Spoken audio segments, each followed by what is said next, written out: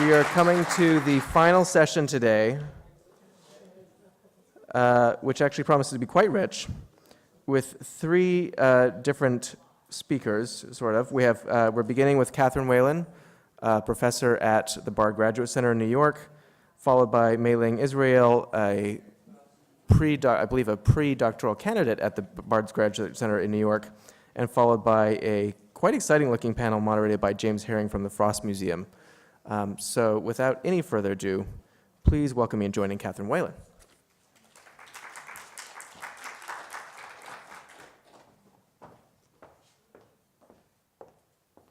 So first, thanks. Can you hear me? Okay, first thanks to Nick and Nora in the Renwick for including me in this event, and then also to Katie Crooks for shepherding it in a very expert, exemplary manner. So the title of my talk is Words Matter, Craft and Oral History in the Digital Realm. And as other speakers have noted, in the contemporary Anglosphere, the word craft is something of a trickster. Its accreted meanings and multiple connotations play havoc with attempts at shared understanding and mutual meanings. In museums, craft readily exceeds its linguistic bounds. It's uneasily conjoined with terms like art, decorative art, design, or material culture, whether conceptualized as part of these categories or in opposition to them. In other words, words matter when it comes to craft. Its maker's speech is crucial for varied audiences, whether in academia, museums, the marketplace, or social media. How do practitioners understand what they do, and how do they verbalize it for a larger audience? How do they articulate the immaterial values they relate to material things? How do education, career, and life choices form, create, and sustain such narratives? Oral histories capture and preserve makers' words for larger cultural discourse about craft. Hence, they've been a key resource for scholarship in many settings, including museums, galleries, schools and universities, and film and television. Digital platforms make oral histories broadly available to a far greater audience than ever before, creating even more resources for future work in the field. And I'll discuss four digital oral history projects today that document makers of craft and design. And while some of these projects were born digital, others began in old media and migrated to new media, that is, their digital platforms. They are the Nanette Laitman Documentation Project at the Archives of American Art here at the Smithsonian, the Voices in the Visual Arts Project at the University of Arts London, the Quilters Save Our Story Project at the Quilt Alliance, and the Bard Graduate Center Craft, Art, and Design Oral History Project, which I've been involved with. And I'll conclude by touching on resources for setting up new projects, which I hope will continue to happen. Now, my presentation actually is a little old media. It's on a PowerPoint rather than the website, so we were a little concerned about bandwidth. I've put arrows next to the things that I really want to call out, but you won't be able to read the smaller text on a slide like this. So the larger oral history program at the Smithsonian's Archives of American Art holds the largest collection of oral histories anywhere on the subject of art, and it began in 1958. The archives themselves were founded in 1954 and joined the Smithsonian in 1970. They're currently directed by Liza Kerwin, and they contain over 20 million items pertaining to visual arts in America. Those include diaries and scrapbooks of artists, dealers, and collectors, manuscripts of critics and scholars, business and financial records of museums, galleries, and schools, and photographs of art-willed figures and events, sketches and sketchbooks, rare printed material, and film, audio, and video recordings. The Nanette L. Laitman project for documentation project for craft and decorative arts in America began in 2000. The archives has received substantial grants from this renowned patron to create a permanent record of the lives and work of America's leading craft artists, including oral history interviews. They preserve these makers' words on topics ranging from aesthetics and technological innovation to craft education, patronage, and the marketplace. There are nearly 250 entries for this project online, in addition to those already in the archives as a whole. The majority of the interviews at the archives have been transcribed, but not all are online. They may, for example, be in process or restricted. Now, to get to the interviews, you can scroll down here or search alphabetically by keyword, and I pointed out this one, which is an oral history interview with Warren Mackenzie that was conducted by Robert Silverman in 2002. He's the Minnesota studio potter who's been very influential in the field. Now, the introduction here includes a bio, a summary of the interview, and usage instructions, and at the bottom of the page, you see the magic words, "A transcript of this interview appears below." And those of you who've used this resource know how important that is. And you'll also see things like links to other sources in the archives, such as this link to Mackenzie's correspondence with Bernard and Janet Leach. And here you see on this page digitized images of some of that correspondence from the archive's image gallery, which in some cases also includes photographs. In some cases, though, the interviews aren't up online yet. But what's new is you can now listen to short audio clips, like this one from glass artist Tut Zinsky in an interview conducted by Tina Oldknow in 2007. I'm not going to be able to play this here, in part because we don't have time, but I do encourage you to go listen to this clip on the archive site. It's a really interesting bit where she talks about her education at RISD with Dale Chihuly and her move away from glass blowing towards thermal forming. So as I said, these clips are relatively new. The archives is moving toward incorporating audio in their online interviews, in part because of an external review by digital oral history practitioners who advocated for the importance of sound as part of these, what's available in the archive.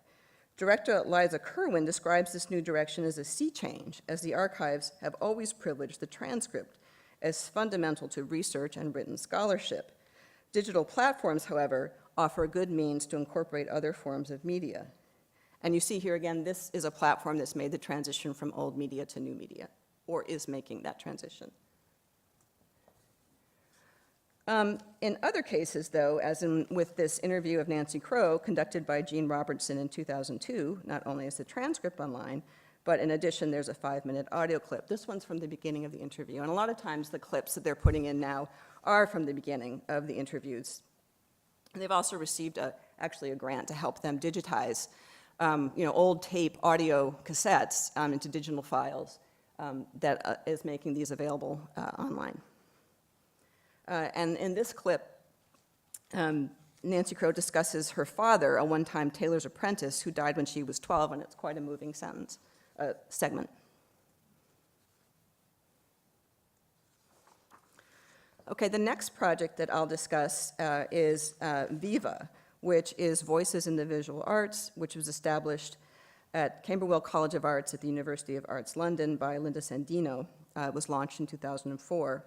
And it includes life histories and thematic interviews, first of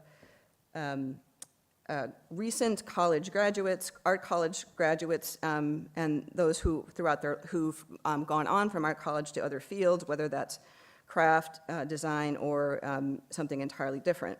Sandino is an experienced historian working with oral histories. She's the editor of the recent anthology, Oral History in the Visual Arts, which I recommend, published by Berg in 2013. She's also undertaken recordings for the Life Story collection at the British National Sound Archive, and currently is directing the V&A's Oral History Project on curating. Viva also hosts the Design History Society's Oral History Project, begun in 2007. It features interviews with founding scholars in design history from the 1970s onwards. Among them is British architectural historian Adrian Forty. I've pointed to his name here. And here's the landing page for his interview. It includes a headshot and brief bio, which notes that he's the author of the highly influential book, Objects of Desire, published in 1986, among other accomplishments. Now, there are no transcriptions on the Viva site. There is no funding to do so at this time. Rather, there are track listings, and annotations indicate where there are audio clips, as in track 9. However, in track 1, there is solely a summary of this part of the interview. When you get to the page for track 9, there's a 4-minute audio clip of Adrian Forty talking about writing objects of desire while sharing a house with feminist intellectuals like Rosika Parker, and how feminism informed the book. The clip covers the highlighted portion of the annotation in yellow. The clips are selected in consultation with the interviewees, and it's quite a different model, not dependent on the time-consuming and costly full transcription, for which, as I said, there's no funding, but preparing the summaries and the annotations nonetheless requires considerable work. And here's another model for an oral history project. This comes out of the Quilt Alliance, which was established in 1993 to document, preserve, and share American quilt heritage. One of its core projects is the Quilters SOS, or Save Our Stories Oral History Project, begun in 1999. And this is a grassroots project, really coming out of a kind of a folklore ethos. And its goal is to record the voices of quilt makers and post the transcribed interviews online. Volunteers from across the country conduct and transcribe these interviews, and thus far there are over 1,000 on this website. Typically, each transcript is accompanied by a photograph of the maker and a touchstone object. The goal is to create a broadly accessible body of information concerning quilt making, both present day and in living memory, for scholarship and exhibition. The audio recordings and photographs are archived at the American Folklife Center at the Library of Congress. The project was developed by former Quilt Alliance board members Bernard Herrmann, Marcy Cohen-Ferris, Patricia Keller, and Patricia Cruz, joined by volunteer Karen Musgrave, and many additional volunteers have spearheaded regional projects. There's a how-to video on the site, and there's also a really excellent downloadable manual so that you can start doing these in your own community. That manual includes an ethics statement, consent form, data sheet, guidelines for interviewing and transcribing, and sample questions. As I mentioned, the interviews generally begin by discussing a particular object, then that's followed by thinking about quilt making practices, design, aesthetics, craftsmanship, and larger cultural significance. One can search by interviewee, by interviewer, location, keyword, and project descriptions. And one such project that you see on your right is the Women of Color Quilters Network, which includes an interview with founder Carolyn Mazlumi, who's also the author of the 1998 book, Spirits of the Cloth, Contemporary African American Quilts.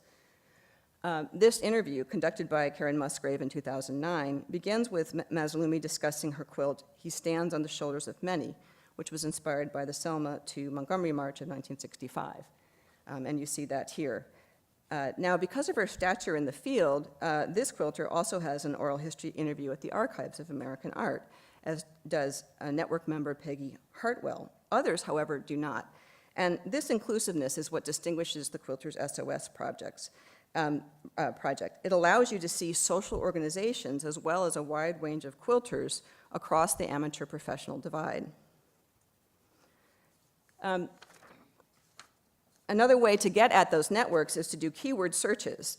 Here, for example, I have a 2004 interview with Nancy Crow, who again has an interview at the Archives of American Art. If you search for Nancy Crow, you come up with dozens of interviews referencing her, allowing you to see webs of influence, instruction, exhibition, as well as the construction of reputation. And among those interviews are the one here on the right with Jenny Smith, which I conducted in 2003. It was the first one I ever did and made me realize the potential of oral history methodology for archiving, research, and teaching.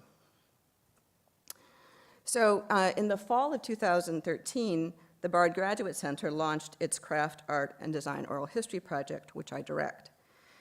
It's an online archive of oral history interviews of contemporary craftspeople, artists, and designers conducted by BGC graduate students, master's and PhD students. The primary form of the interviews are transcripts illustrated with photographs of the interviewees and their work. In the future, some will also feature audio and video clips. The project includes makers from many fields, including studio craft in wood, ceramics, fiber, glass, and mixed media, architectural, industrial, graphic, fashion, and costume design, and sculpture and installation art.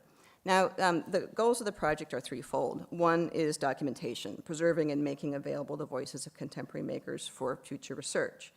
And by including creators in multiple fields, the archive provides an opportunity to consider the distinctions, continuities, and fluidity among their practices and their work. It also is a way to document and expose the discursive formation around these terms and the hierarchies of cultural and economic value that they're embedded in. The project's second aim is to share strategies for developing primary sources via the practice of oral history, and the third is to equip future scholars to conduct these interviews in a professional and ethical manner. The project grew out of a seminar I taught on post-war craft and design in the US, which I first taught in 2005. The first time I taught the course, I assigned a conventional research paper. However, students writing about contemporary makers had few sources to go on, and it occurred to me they should just talk to the people that they were studying. I developed an oral history assignment based on my experience with the Quilters SOS, and I was really impressed with the results, with the interviews that they were doing.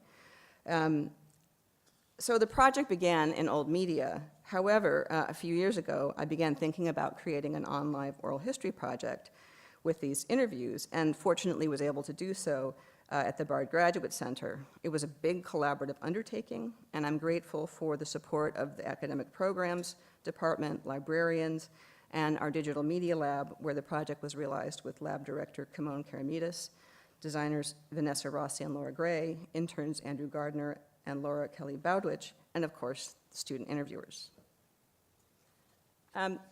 Along with the quality of the interviews the students were doing, this book, Choosing Craft, convinced me that making the transcribed oral histories more broadly available was really important. It's a wonderful book that's full of insights into the lives of craft artists.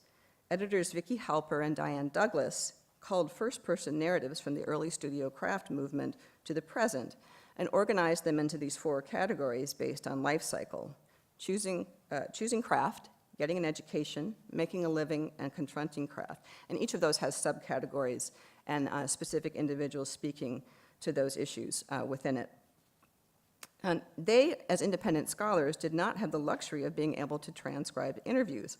So they drew from extant transcripts, such as those at the Archives of American Art, and interviews and so forth. And in particular, they looked for articulate voices and good writing. So in our project, the interviews range in focus and length, and they concentrate on specific projects while others recount life histories. Topics discussed include background in education, aesthetics, goals, career choices, and the marketplace. They also highlight specific pieces of work. And one can browse by name, or one can browse by tags. And you won't be able to read any of the fine print here, but you'll see the very large words at art, craft, and design. Each interview is tagged with relevant terms, and those that occur most often appear largest in the cloud. And the art, craft, design one is very predictable because the students specifically ask their interviewees how they think about those terms and whether or not they self-identify with any of those practices. But others were a surprise, such as gender, which you see on the lower right, and writing, as interviewers did not necessarily query the interviewees about these topics, but rather they came up in a consistent kind of way. Oops, let me go back one. Here's an interview with Mira Nakashima. It begins with her name and occupation as she chose to describe it: architect, craftsperson, and creative director, George Nakashima, woodworker, S.A., who of course was her father, the noted woodworker himself. There's also the name of the interviewer, Miseko Shin, and the date and location of the interview, November 25th, 2011, at the Nakashima studio in New Hope, Pennsylvania. And there's a link to a downloadable PDF of the interview transcript. Next is a bio and interview summary, accompanied by a photograph of Mira, which Miseko took. And next comes the list of tags, and plus there's a photograph of the studio. Then as you scroll down, there's the start of the interview. And this is an illustrated transcript. And the illustrations, along with the tagging, are what set this project apart from the others I've discussed. Adding multiple images, however, quickly made me realize their potential to reshape the interview, to affect the interpretation. In this case, we didn't have as many images as we would have liked. The interview was conducted before the project was going to be digitized, and so there wasn't an expectation of creating a fully illustrated transcript for public use. So in addition to the photographs that Miseko took, we used those from Mira herself, such as this aerial view of the Nakashima compound and the image of the Conide studio that I just showed. Now, as I cast around for additional images, I came across this photo of Mira and her father, George, from 1945. Again, he's the famed studio woodworker whose business she is continuing. Also seen here is the Mira chair, which he named after her. And I was very tempted to include them, but neither fit the interview, and this is the key point about interpretation. Miseko set out to interview Mira in her own right, rather than as a means of learning about her father, which certainly has been done before. And Miseko herself is also a Japanese-American woman, and she and Mira established a rapport over their experiences of being a Japanese-American daughter. For example, Mira recounted how, after taking an assertiveness training course, she suggested to her father that they change some things about the workshop. He then fired her, which apparently happened multiple times. So these photographs don't tell that story, but they rather imply the opposite. So that led me to decide, as tempting as it would be to include them, I would only include illustrations that related directly to the interview text itself, and also sort of the spirit and aims of the interviews as Miseko framed them. It's very much up to the students to think about the questions they want to pose and to select their interviewee. And that's been really crucial because they've become really invested in thinking about that, the process, and reflecting upon what they want to ask and how the interview is staged and interpreted. So then we focused on including images of Mira's work, such as this Concordia chair, which she designed for chamber music players, and she discusses in the interview. And she actually has, again, another segment where she says, well, at first I gave them, Nakashima chairs, but they were uncomfortable. Their backs got in their way, they move a lot, and it didn't really work, so I designed this one.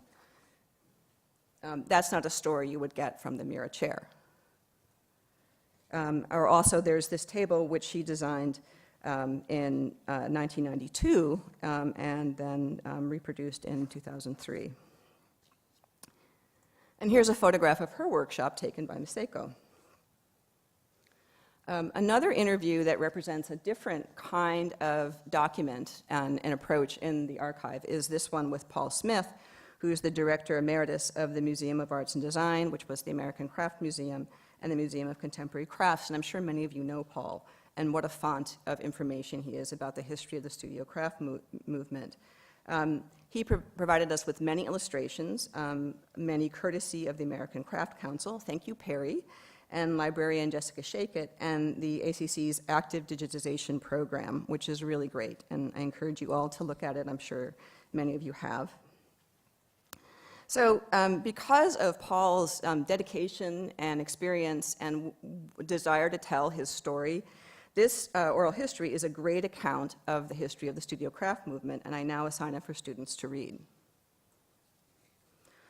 He discusses, very notable famous events, such as his role in putting together the 1969 landmark show, Objects USA, where he was a curatorial assistant to dealer Lee Nordness, and it's shown here installed at the Smithsonian. But he also talks about less well-known exhibitions, but fascinating early ones, such as those at the Museum of Contemporary Crafts, such as Cookies and Bread, the baker's art. And here the idea is a baker is a craftsperson in their own way, and you can see sort of the contemporary resonance of that idea with all the interest in food as craft that's going on now. He also discusses major survey exhibitions, like Craft Today USA. This was the European tour version of Craft Today Poetry of the Physical, which was staged at the American Craft Museum. The Craft Today USA toured 15 European cities from 1989 to 1993, and it was sponsored by Philip Morris and the U.S. Information Agency. And here Paul talks about what it was like touring the show when the Berlin Wall came down and the Eastern Bloc companies were opening up. Cities on the tour indeed included Moscow and Warsaw, as well as Berlin. And you see him there with Shirley Temple Black, ambassador to Czechoslovakia at the time. So as I mentioned, at present we've got interviews with museum curator, director, craftspeople, artists, architects, and designers in graphics, fashion, textile, and industrial design, such as this individual here, Ignacio Giacchini. Now, among his most recognizable projects are these litter and recycling receptacles in Bryant Park on 42nd Street near the New York Public Library, if you've strolled through that area.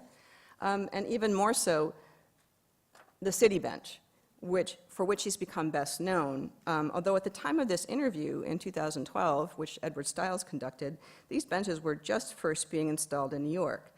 Now they're all over the city, and this is one of the things where students often find it really satisfying to talk to people who are emerging or mid-career makers, because their self-narrative hasn't crystallized yet.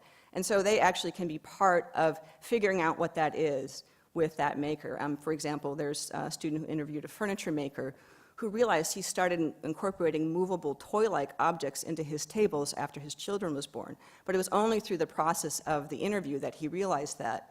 Conversely, I had another student who interviewed a graphic designer who, as they were touring his archive, started crumpling up things that he thought weren't very good. I didn't include the crumple and the gasp in the transcript, but that was definitely a moment where he thought, well, I really intervened in it. Although I think if you think about it, anybody who's going to donate their papers is probably going to edit them in some way. So I think that's also just an interesting part of the process.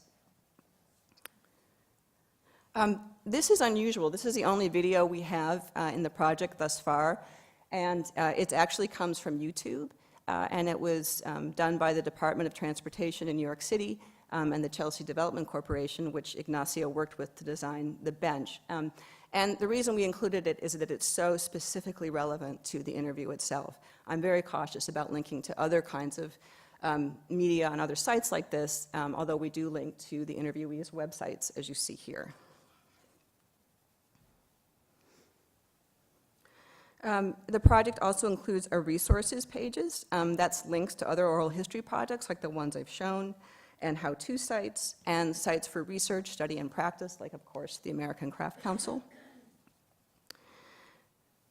And there's also a list of students who took part in the interview process. They're listed here as well, as long as the interviewees on the front page. And I wanted to end by talking a little bit about the Oral History in the Digital Age site. This is a really great site that comes from Michigan State University. It has all kinds of resources and essays for best practices in digital oral history, including how to start a project. And the more the better. I think building these archival these archival sources will help provide a basis for even more new work in an expanding field. And I'm happy to answer any questions about the project or talk to you about how you might start an oral history project. I was certainly, this was my first endeavor, and I'm really happy with how it came out, but it is a big project, but there's lots of support for doing it. Thank you. And now I want to welcome Mei Ling Israel, our next speaker.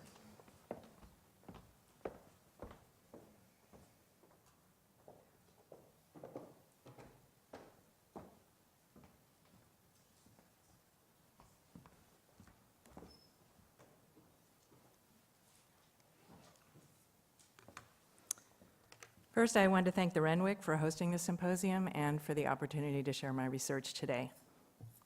The internet revolution of the last 15 to 20 years has generated an unprecedented wave in the self-documentation of everyday passions, including the making of crafts. For those who study, exhibit, and educate about craft, the study of craft on the web, while very different from traditional archival sources, offers new territory for viewing craft as a cultural process, how it is learned, shared, and disseminated, as well as a range of choices in interdisciplinary interpretations. Practitioners of craft now employ interfaces such as online forums, message boards, blogs, and corporate sites such as Etsy, Facebook, YouTube, Flickr, Pinterest, Instagram, Tumblr, and Twitter. Before the affiliation with computers, the term interface more generally meant, quote, a point where two systems or subjects meet and interact. Prior to the internet, these points for learning and sharing about any given craft form included printed media, books, magazines, physical sites of learning and making, schools, art centers, studios, and face-to-face networks, families, geographical communities, all of which still persist today, of course, alongside the new digital interfaces. And this is a data visualization of the first and second degree contacts of a single individual's online social network. The individual is shown as the red dot near the center.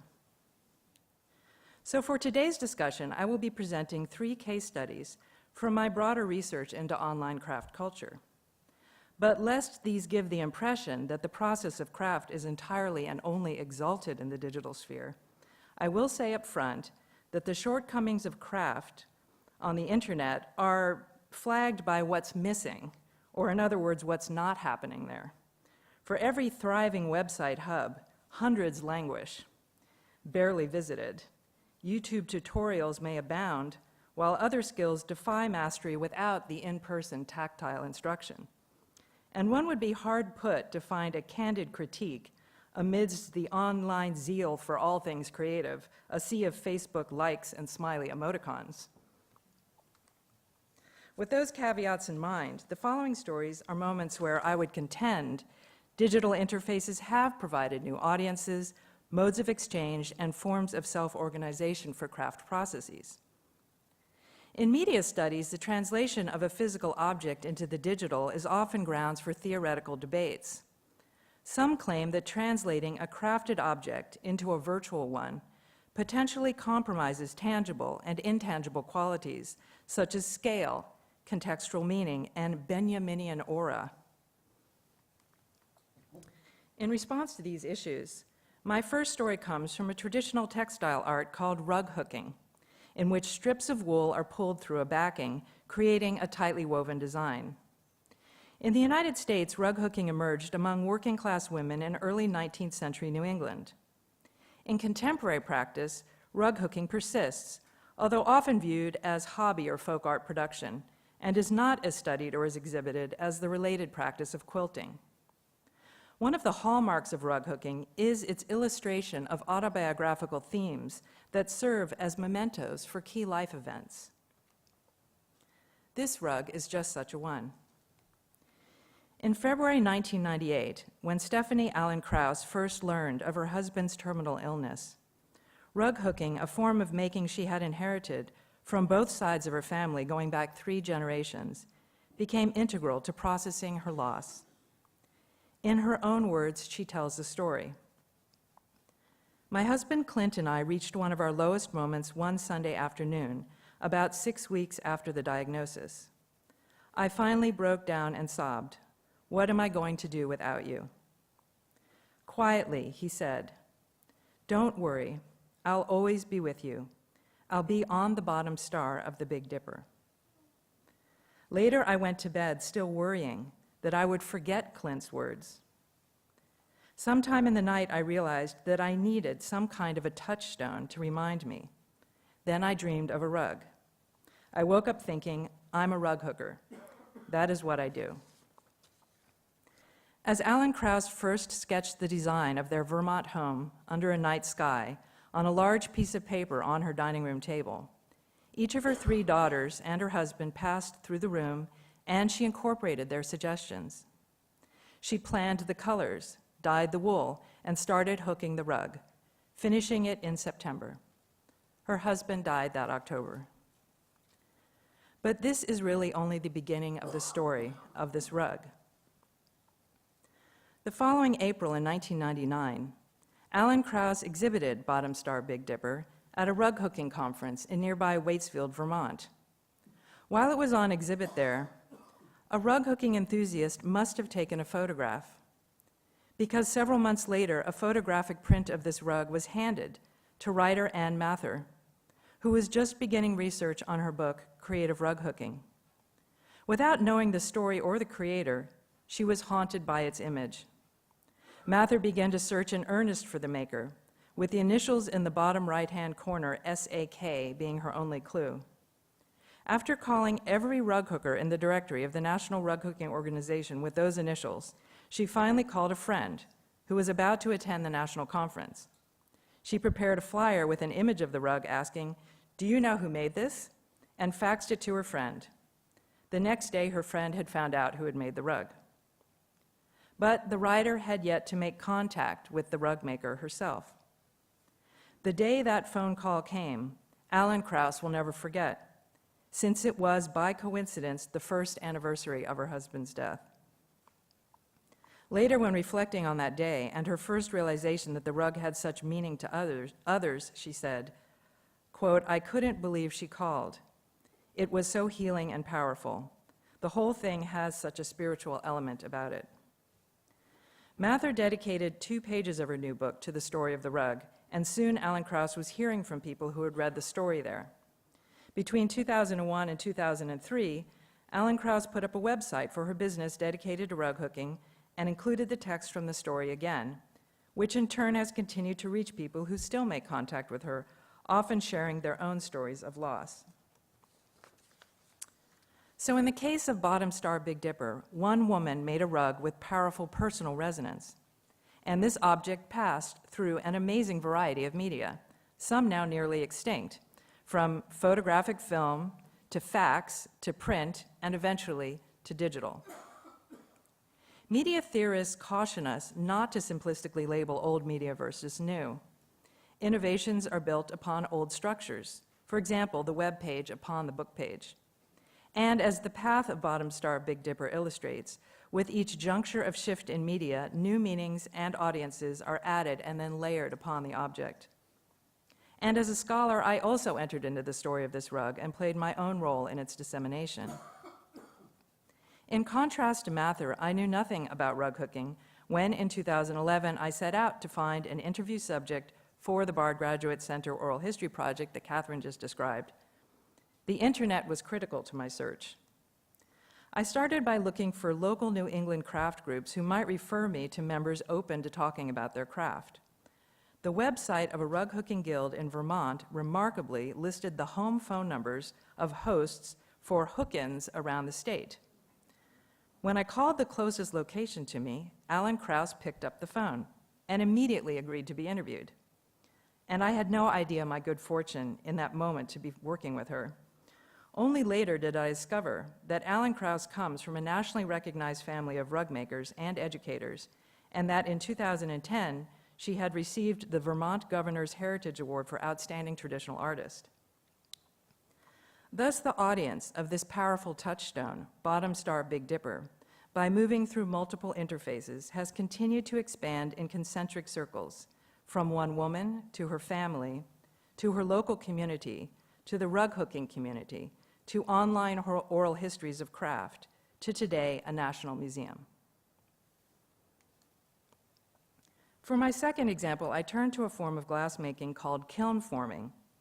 While the better-known blown or hot glass requires a furnace and direct manipulation of the molten material, kiln forming assembles the glass in cold form before heating it in a kiln for fusing, slumping, and casting.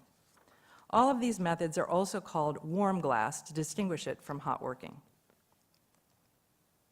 Archaeological evidence suggests that kiln-formed glass could be the oldest form of glassmaking, as seen on the top left in a remarkably detailed mosaic fragment from Egypt in the 1st century BC.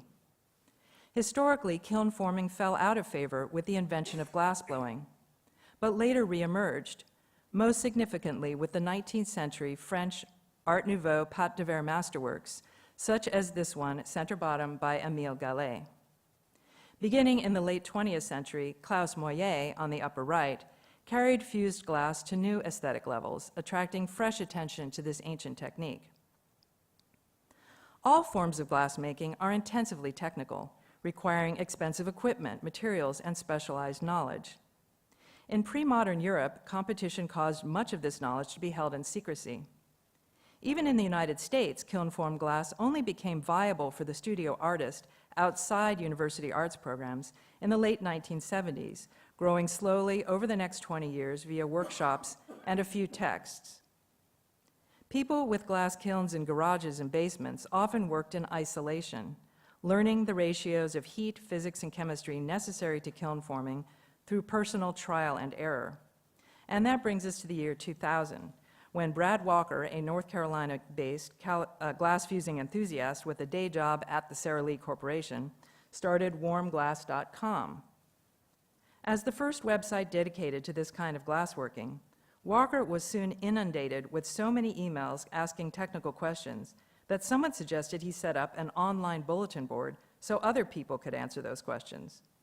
This turned out to become the most active part of the site, quickly mushrooming. By 2005, there were over 200,000 posts, and by 2011, over 3,500 unique visitors per week, covering the spectrum from beginners to professionals. The immediate creation of a tight-knit community on the website was, quote, the single biggest surprise to Walker when he put up the site. Some glass artists even met on the bulletin board and started careers together. Several senior glassmakers became the acknowledged elders of the site, mentoring newcomers with their seasoned experience. Meanwhile, the board has clearly contributed to the acceleration of the newest and most specialized techniques, such as printing on glass, pattern bars, weaving, and powder wafers. These are techniques pioneered by professional artisans and initially only made available in workshop situations. Yet board discussions enthusiastically spread the knowledge, even while crediting the originators. Such open online sharing, rather than replacing in-person instruction, has only seemed to fuel interest in workshops, classes, and conferences. And as a kiln glassmaker myself, who has followed this site for many years, I have found it to be an invaluable encyclopedic resource, especially in terms of highly specific, pinpointed questions that would normally be outside the purview of a published craft manual. Another unusual advantage to the bulletin board is the back-and-forth responses that present multiple scenarios in the case of technical troubleshooting, a very common situation on the site. Indeed, it's particularly interesting that warmglass.com continues to succeed despite its distinctly Web 1.0, or pre-social networking format of a text-driven online bulletin board. Individual message postings and their threads of comments are compiled in a hierarchical tree structure. Very occasionally, posters may embed or link to images of glass within messages, but the bulk of the site exists as written rather than visual information. And I feel this interface works for glass kiln workers due to the technically driven nature of the craft form itself, in which variations in temperature schedules and choices in materials and equipment are as much a part of the process as aesthetics. Such knowledge sharing is certainly epitomized in the annual warmglass.com event called the Magless Exchange. Growing out of a joke in the first few years of the bulletin board, the idea arose to swap small versions of glasswork in order to have physical samples, the size of refrigerator magnets without the magnetic part, hence the Magless. Over the last 13 years, up to 100 participants a year have made multiple pieces and sent them to a central volunteer, who in turn collates and mails the full assortment of samples to each participant. Each glassmaker also documents how they made their contribution, which is subsequently published on the site as a downloadable illustrated document, akin to a collectively written virtual recipe book. As a virtual network of knowledge sharing around niche topics, the warmglass.com participants easily fit into the definition of knowledge communities, as described by Henry Jenkins in Convergence Culture Where Old and New Media Collide. Knowledge communities thrive on the impulse to share.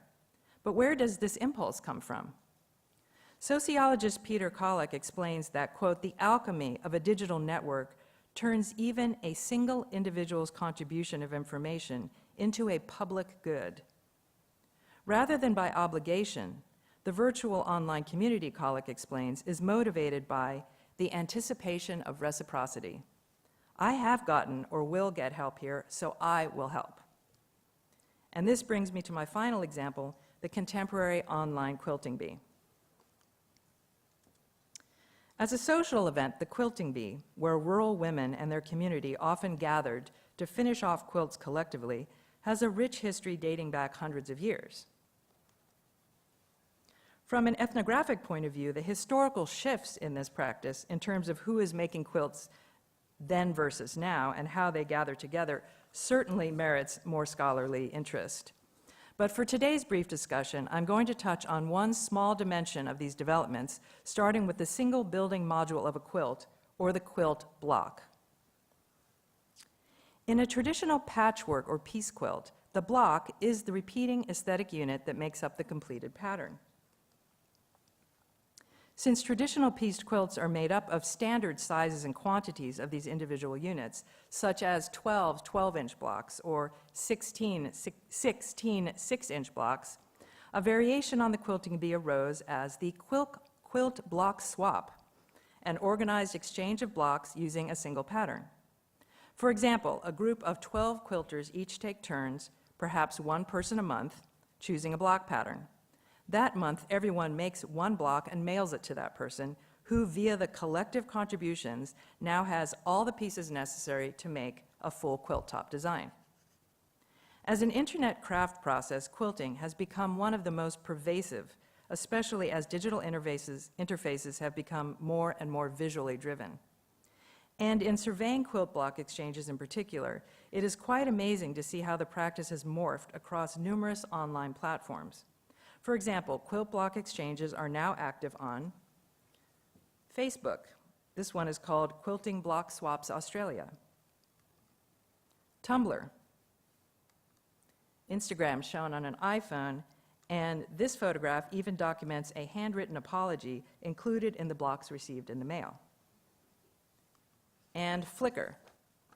This last group, the Great Canadian Stash Busting Quilt Bee 2015, references what is known in the fiber arts as the stash, or the inevitable trove of unused fabrics and materials gathered in anticipation of a future project. By busting their stashes, these Canadian quilters have agreed to draw on their individual reserves for their block swap, thereby creating variations in the common design and a kind of grab bag juxtaposition of aesthetics that is often delightful in the final quilt. And it should be noted that as these quilt block exchanges populate across digital platforms, these sites are often intentionally connected. Instagram posts refer to Flickr, Facebook's pages links to blogs, and etc. Every interface has its particular advantage or limitation, which posters often comment on and therefore interlink as needed. Indeed, as a means for self-organized creation, sharing, display, and socializing around a craft forum, the virtual Quilting Bee block swap is a prime example of fluidity in the digital sphere and the capacity to both travel and adapt. In closing, perhaps it is not so remarkable that in the impulse to craft making, an inherently technical process of manipulating materials, thousands of contemporary makers, whether hobbyist or professional, have turned to the largest and most current knowledge repository of our time, the crowdsourced digital sphere, as the best resource.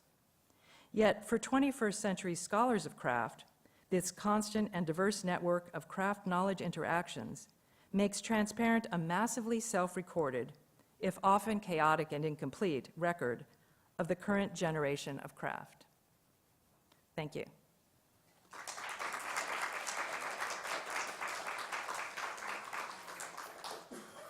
And now I want to welcome the moderator of the next panel, James Heron.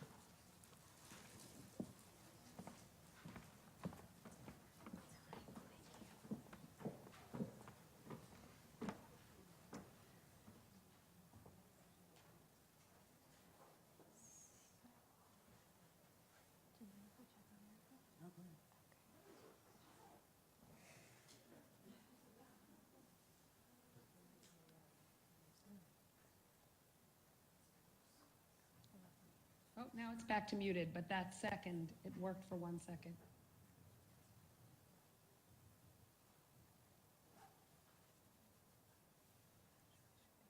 Yep, that was it. For that second that you just said, I'll just make sure I heard you.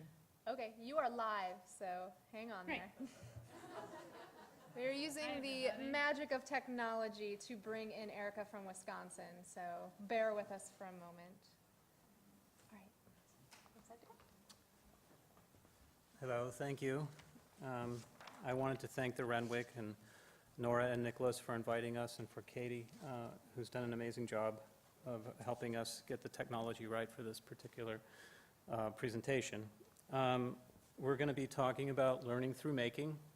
As was brought up earlier, the Power of Making exhibit at the V&A was a big inspiration for me and Daniel Charney, who was one of the lead curators, I was hoping actually could participate in our panel today, but we weren't able to make that happen.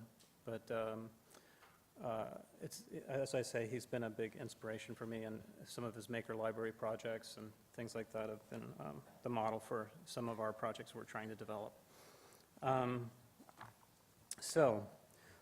wanted to take a minute to introduce myself and the panelists. My name is James Herring. I am the exhibition manager for the Patricia and Philip Frost Museum of Science in Miami, Florida.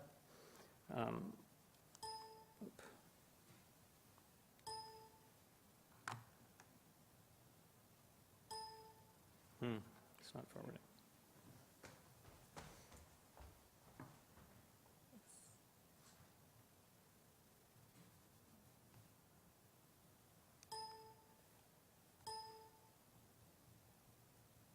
There we go. Now try. Oh, you're going the wrong way. That's why you're going backwards. Oh, There you okay. go. Sorry.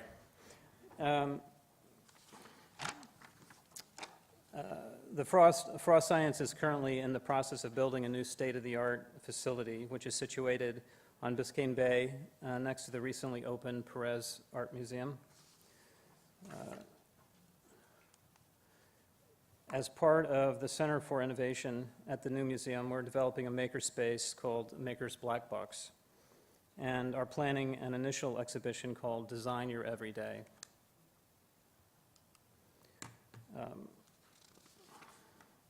Design and engineering are important tools that can be used to introduce visitors to the museum to hands-on experiences that can stimulate creative thinking.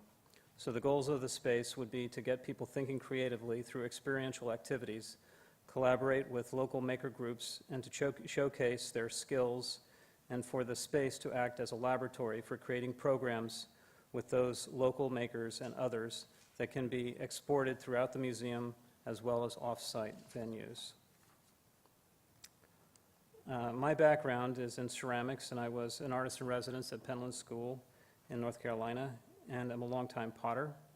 I try to incorporate this into the museum's programming whenever possible, as in a recent raku firing we did for our Innovation Weekend signature event.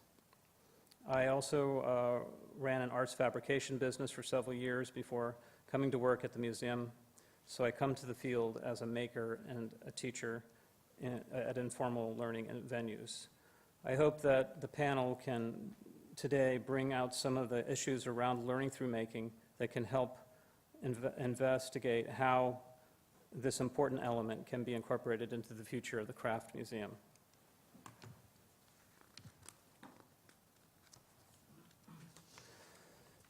Erica Rosenfeld Hofferson is an associate professor of digital media and literacy in the Department of Curriculum and Instruction at the University of Wisconsin-Madison. Erica studies how people learn in and through the arts. Her current focus is the maker movement, studying and designing spaces and tools in museums, libraries, and after-school spaces. This work is supported through NSF's Cyber Learning and Institute for Museum and Library Studies. Erica received her PhD in Learning Sciences from Northwestern University in 2005. Prior to that, she co-founded Barrel of Monkeys, a Chicago area arts education organization that works with elementary school students on creative writing, drama, and performance. To quote from her NSF grant, Rapid Learning in the Making, Leveraging Technologies for Impact, the practices of critique and portfolio creation are crucial to the successful learning from design and making. Critique involves carefully describing the properties of one's work, analyzing how the properties function together, envisioning other possible approaches and solutions, evaluating what has been done and which next steps to take, and communicating these ideas to an audience.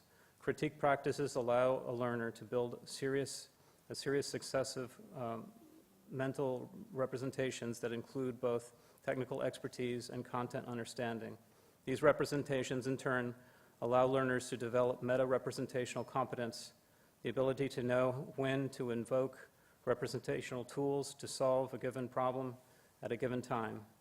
In this cyber learning and future learning technologies rapid project, the PIs are developing, testing, and disseminating an online critique and portfolio tool to foster learning among young people participating in makerspaces and studying the effects of such support on participants' learning. Neal Overstrom is the director of the Edna Lawrence Nature Lab at the Rhode Island School of Design. The program aims to provide students and faculty with an engaging space for exploring the forms, patterns, and processes of life on Earth and our human-nature connection. They aspire to equip students and faculty with a systematic understanding of nature in an experimental setting in which an array of tools for inquiry are available. It integrates a natural history collection, a lending library of nature specimens, a science and imaging laboratory, and a studio-based learning environment.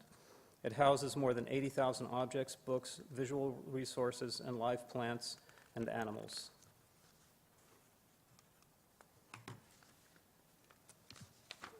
In recent years, substantial funding from both the National Science Foundation and RISD has allowed the acquisition of high-quality imaging equipment supporting the study of living specimens from micro to macro scales.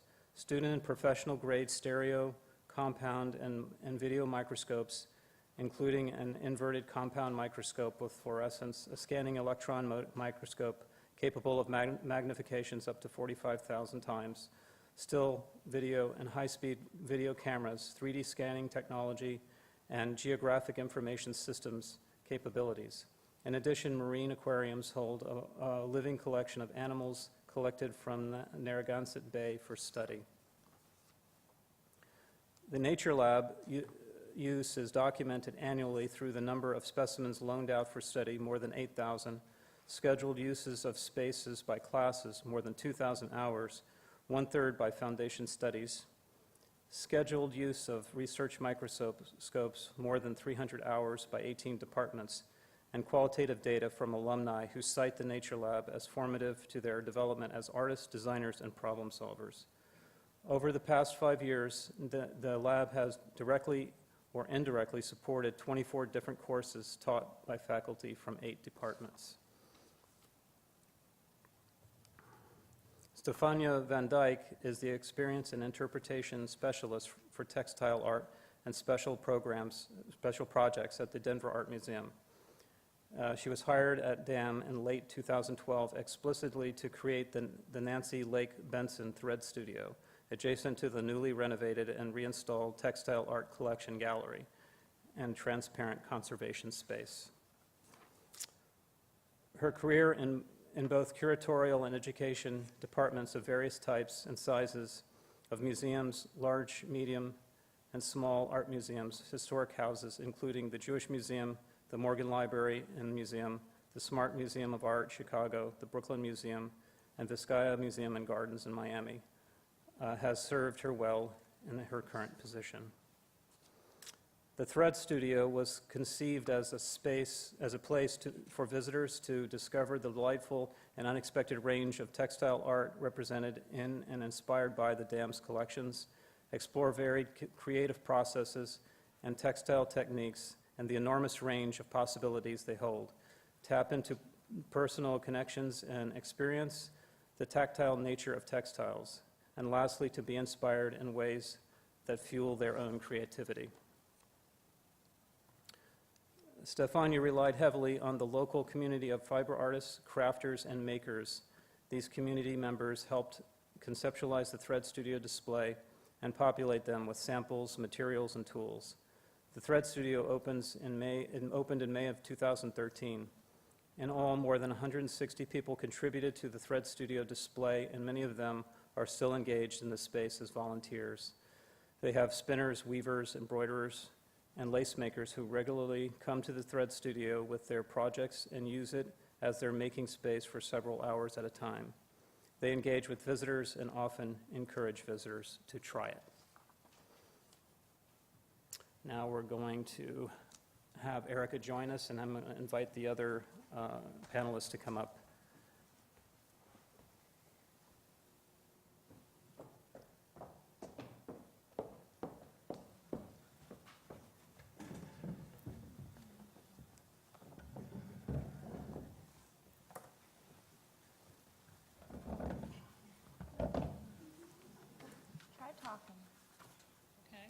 it work? Perfect. Hi, Erica. Hi, James. So I understand there may be a little bit of a delay. Okay. Stefania, why don't you say something? I want to see if, Testing, 1, 2. can you hear her, Erica? A little bit. Not so great. Okay. All right, well, I may have to repeat or just stop and ask you to comment on something as we go along. But actually, I wanted to start with you, Erica, and ask about research findings on making and maker spaces as it relates to learning. Specifically, what can we learn by studying making as activities, makers as identities of practice, and maker spaces as communities of practice? So, first of all, I can't see anyone, which is super weird for me, but I'm delighted to get a chance to be a little bit of a part of this conference. I'm also delighted that you can see my family on this photo in the back.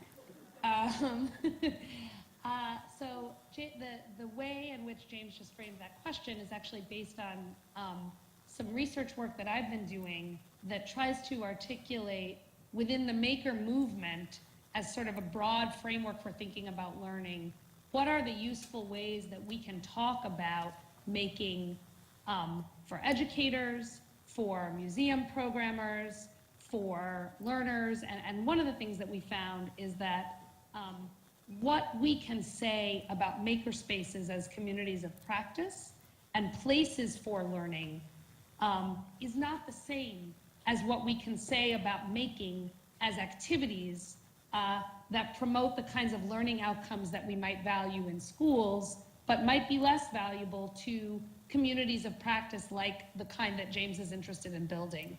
And the same for what all we can say about what it means to become a maker.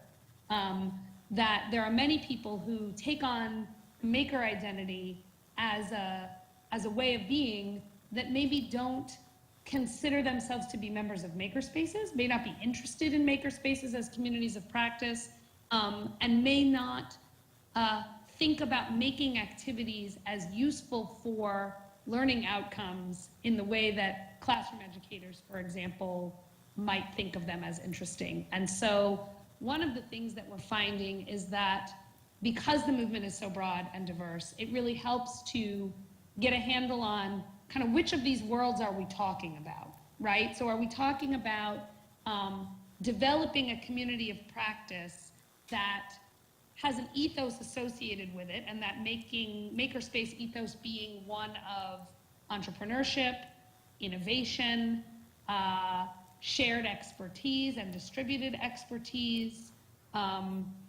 the combination of aesthetic and engineering based artifacts that are created. And that seems to be the interest for a lot of museum and out of school learning organization type spaces. Schools are much more interested in making activities and much less interested in recreating the communities of practice in schools as maker spaces, but are more interested in what do kids get out of participating in making activities that help us think about the kinds of things that we care about in schools. So how does it help kids learn about circuitry? How does it help kids learn about visual art aesthetics? How does it help kids learn about architecture or even history or literacy? So some of what we're finding is connected to identifying how the maker movement is relevant to different groups that may put themselves under that umbrella. And so I can say more maybe as folks talk about one of those specific angles and how it might be more appropriate for this conversation. Did you guys have a comment on that? Sure. So we're in a very interesting situation in the Nature Lab at Rhode Island School of Design because essentially we're supporting this remarkable community of really talented students and faculty, artists, designers, all makers in a variety of capacities. And so the Nature Lab as sort of a making space is sort of a conduit, I think, for these multiple disciplines, all these different departments that access the resources that we have. And from our perspective, we're using a particular set of tools and a collection of objects that are natural science related that we feel are intrinsically appealing. There's an intrinsic and understandable conduit to these multiple disciplines through the natural sciences, right? Everybody is fascinated by natural science. So I'm really interested in the conversation about not only how people and how students are using these resources, but the idea that a particular set of resources can be that catalyst, right, for multiple areas of study, I think is really interesting and kind of relates to what Erica was saying about these different ways in which we can sort of access resources for going in multiple directions, I think. And do you want me to comment? Sure, sure. Okay. And at the Denver Art Museum, we have kind of a different experience with these types of spaces. We have tons of them, but I'll talk about the Thread Studio specifically since that's the one that I developed.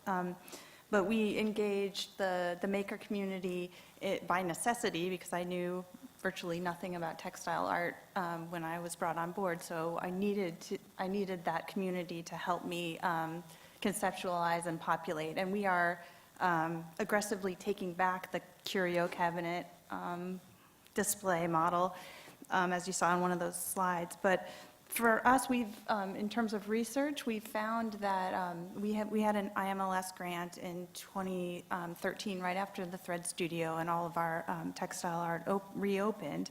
And we found that museums play a really special role and a unique role in fostering creativity among visitors and also among makers. So we're increasingly engaging makers and engaging visitors in not only making, but also inspiration and creativity. So for us, it's a pretty broad sweep. Creativity and inspiration are key for us, and that involves both the makers and the visitors. Right, so we're trying to engage those other communities as well. In Miami, we're trying to find those communities and try to get them to come in and actually help take ownership of the space by actually creating the activities and creating the interaction that happens with the visitors, not just the visitors who just kind of happen upon the making activities, but also try to do workshops and other kind of maybe longer term classes that we can, so it would operate on different levels, not just the casual visitor. Did you want to add to that, Erica? The only thing I would add is that I think one of the values, so one of the things that we have learned is that maker spaces as communities of practice are very, very hard entry for novices, partly because they're communities of practice, right, which require extended interactions, extended apprenticed interactions over relatively long periods of time to come to see oneself as a member of a community of practice. And so this idea that you just mentioned, James, of creating almost pedagogical structures for people to be able to come to participate into making as maybe an eventual way into makerspace, I think is really, really important. And we've seen in our studies of makerspaces that despite even really good intentions about being open and being drop-in and encouraging new people, the way in which one learns to be a maker in those spaces is very difficult for novices without some form of structured interaction that scaffolds some kind of making activity practice over time. Yeah, it was actually interesting. Stefania and I yesterday visited the design lab at the Hirshhorn, and that was, we did a little tour with them and spoke to their mentors there about how it's a little bit different. It's a digital lab there for the most part, but but we were also interested in looking at that as a model as far as how they interact with their mostly drop-in visitors, and it's very targeted at teens, and they want parents to be out of the picture so that the teens can kind of explore their own creativity.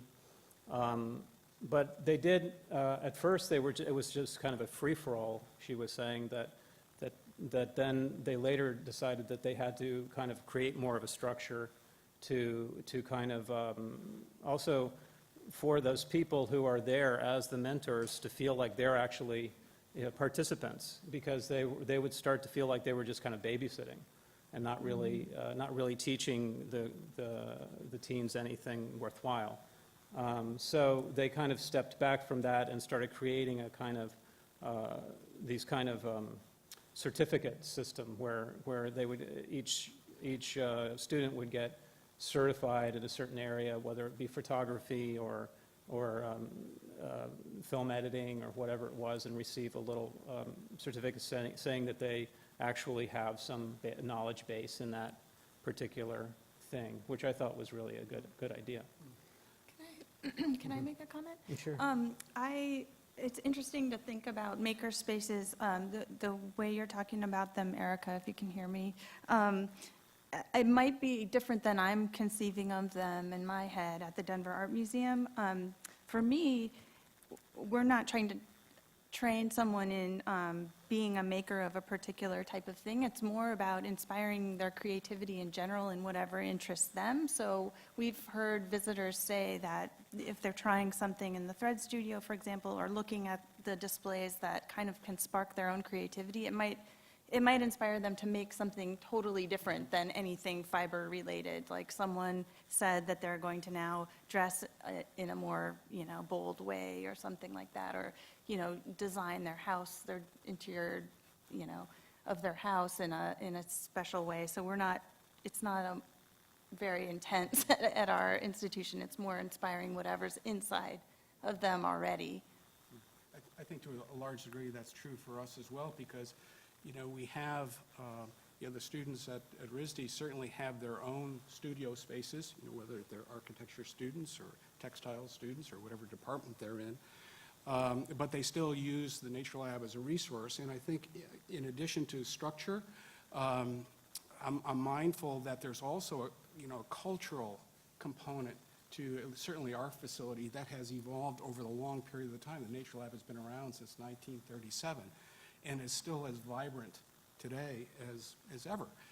And so there's this cultural identity in the nature of the space itself that I think is worth reflecting on in terms of what builds that kind of space where students at different ages certainly all feel comfortable and feel like they have a level of ownership. Right. Well, that kind of brings me to the next question I had was, how do you see the role of the facilitators or the instructors in these kind of spaces? And that as opposed to, say, unfacilitated space, trying to create some kind of maker space that's not facilitated. So I'm going to be on one extreme end, I'm guessing, of this panel, and say something a little bit bold and say facilitation is everything. And that to engage in really creative and technical processes that are likely, if not totally new, unfamiliar to folks who are coming in, that the most important thing that you need is a facilitator, a good facilitator. And I have a colleague whose work is fantastic. His name is Paolo Blickstein, and he runs a program called the Fab Lab at School program, which takes Neal Gershenfeld's Fab Lab idea from MIT and applies it to K-12 schools and looks at what would it mean to put Fab Labs into K-12 schools. And what they've found essentially is that successful Fab Labs have a range of tools. So it almost doesn't matter what kind of making you're doing. What they all have is a person or persons with the combination of expertise in a domain and facilitation skills necessary to get young people feeling efficacious around those tools in order to be able to do exactly what some of the other panelists were saying, which is, oh, great, this inspires me to be able to do this other thing. Because when especially young people come into a space for the first time, they don't even know what they don't know.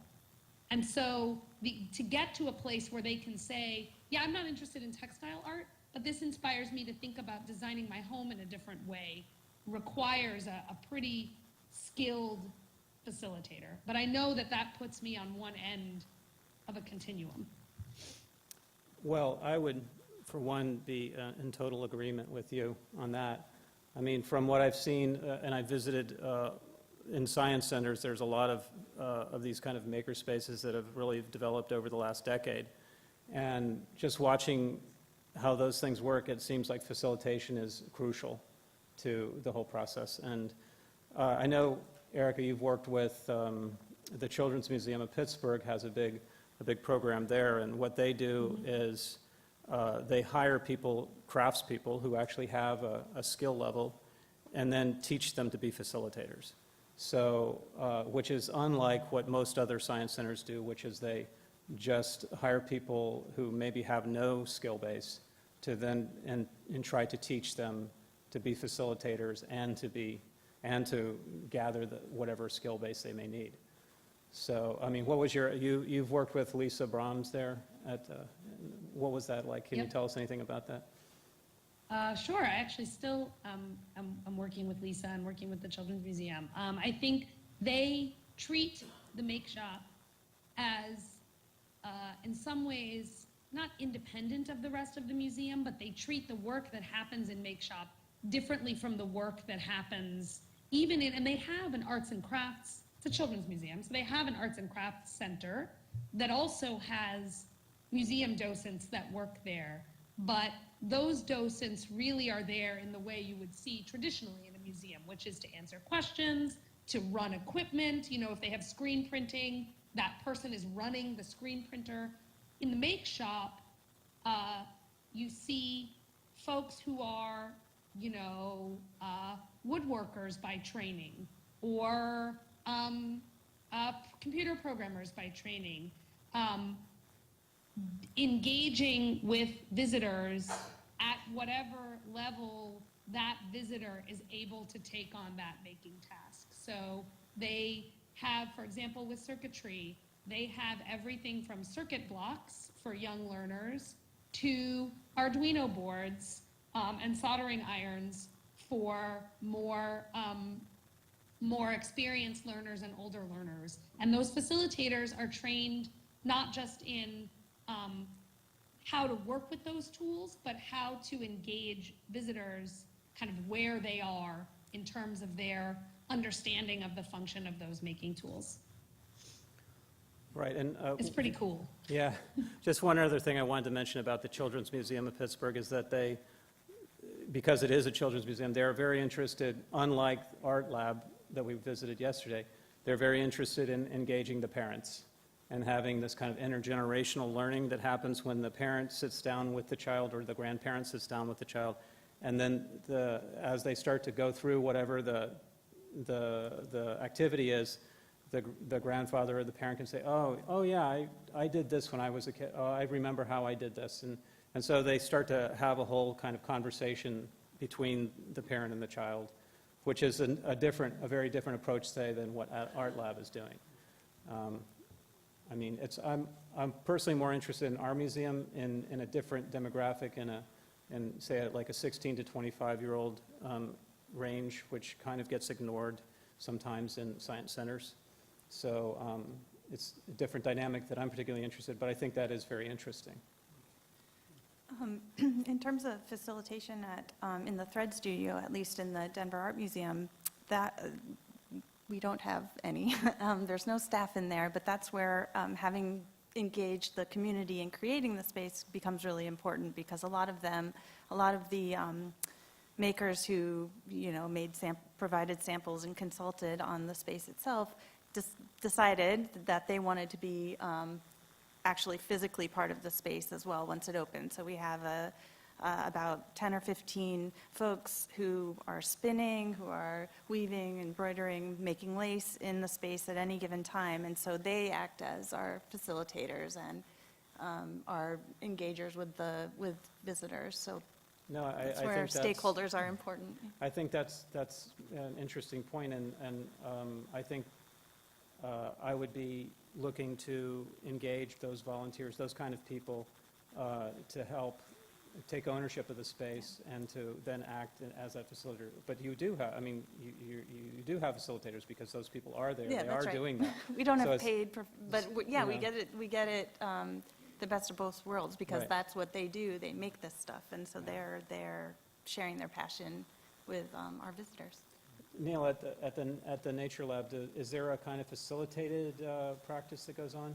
That's a really interesting question, because clearly we have so many, again, outstanding faculty, people who have tremendous disciplinary interests or expertise, and sometimes they'll come to us and seek out the Nature Lab as a resource provider. They know exactly how they see our content and our resources fitting into their curriculum and the types of things that they want to share with their students.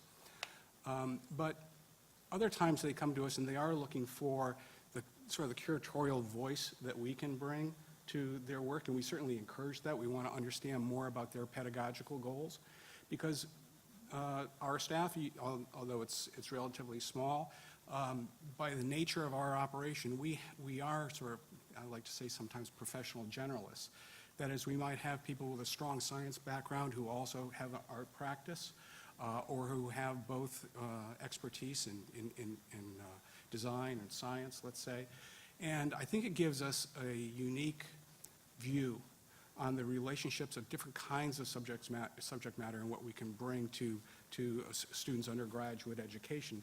And in particular, when it comes to conversations, many of which are starting to find a home in our facility around the intersection of art, design, and science. We've been involved in a number of National Science Foundation initiatives recently. Very interested in how we can explore those relationships through, this notion of STEM to STEAM, which is a very strong conversation on our campus.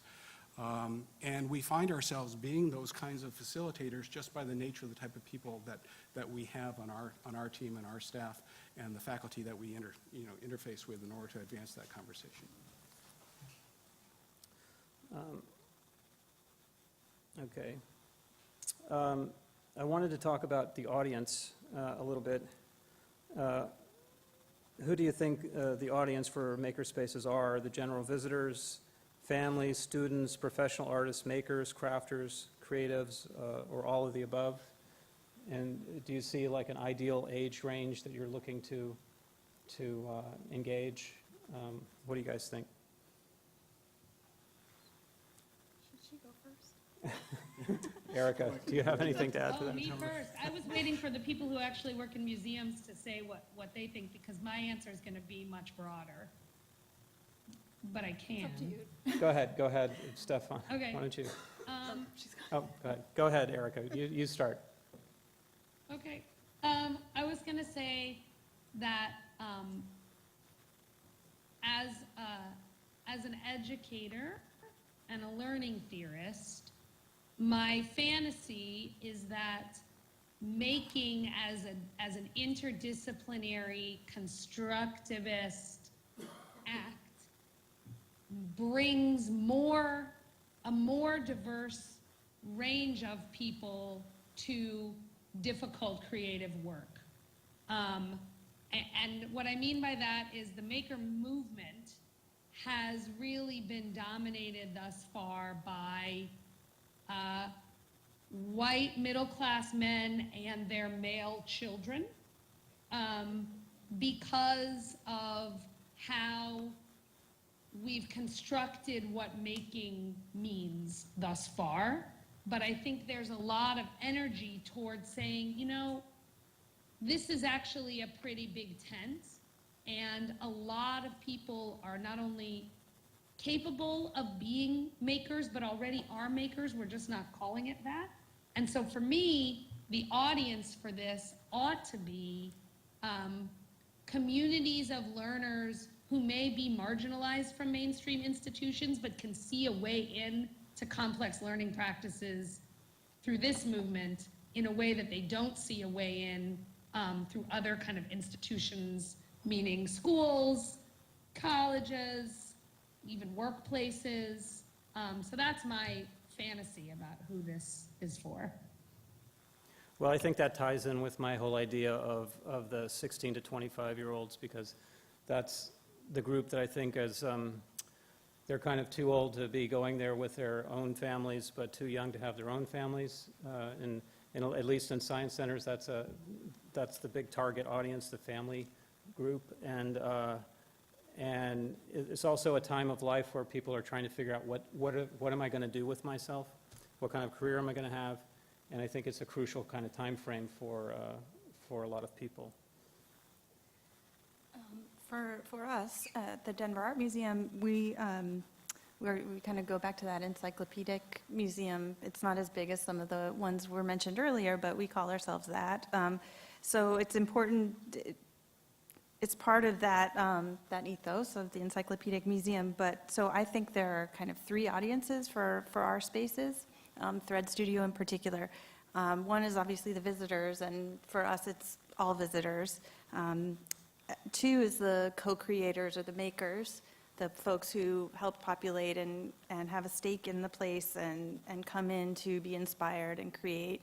And three, I think for us it's staff also is a big audience, museum staff, because we are finding, at least I'm finding, that I need to push my own practice and my own creativity, and being around people who are creating things and making things helps me think in a different way. So it's kind of an unsung audience for these types of spaces, but for me, it's really important, selfishly as a staff member, that our staff also engage in these spaces and kind of push ourselves in a different way and engage with different types of people than we're normally used to.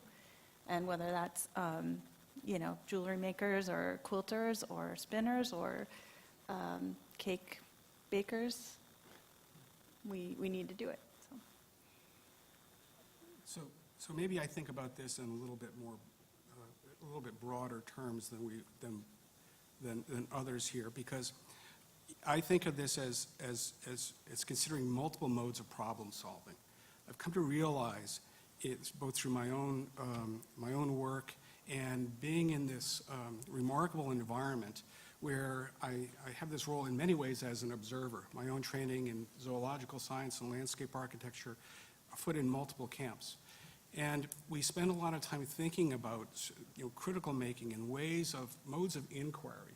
When we talk about the relationship between art, design, and science, we often have very prescribed ideas of what that means, just like when we say science center, art museum, aquarium, other informal learning settings. These bring to mind very discrete ways of kind of knowing the world. And I'm impressed with the idea that there are other ways of knowing. There are multiple modes of inquiry that should be fostered and facilitated at every level of education. When we talk about K through 12 STEAM education, for example, I think it's really about multiple modes of inquiry, building mental imaging capacity. There are studies that show that artistic training enhances cognitive skills like mental imaging capacity. Mental imaging capacity can be measured by objective tests. And we know great scientists have written extensively, Einstein, Faraday, have written extensively about mental imaging capacity and thinking in images as cognitive tools that they use for problem solving. And to be able to manipulate materials in working on problems and work through them and visualize them in other ways through other kinds of media, I think of that as making. And I think of those as really powerful tools that should be incorporated at every level of education. Well, I wanted to also ask, because I see these spaces as totally relevant to collections, and especially with art museums, they have the collections to really use those for object-based learning in these kind of maker spaces. And how does that work at the Nature Lab? Do they? I know that your collection is not. It's a teaching collection. It's a teaching collection. So Admittedly, the type of access that we provide for students to interact with the collection may be much greater than others can do, but it's a collection that has been amassed over decades. The fundamental premise of that collection and the Nature Lab is that we're providing unmediated access to authentic specimens.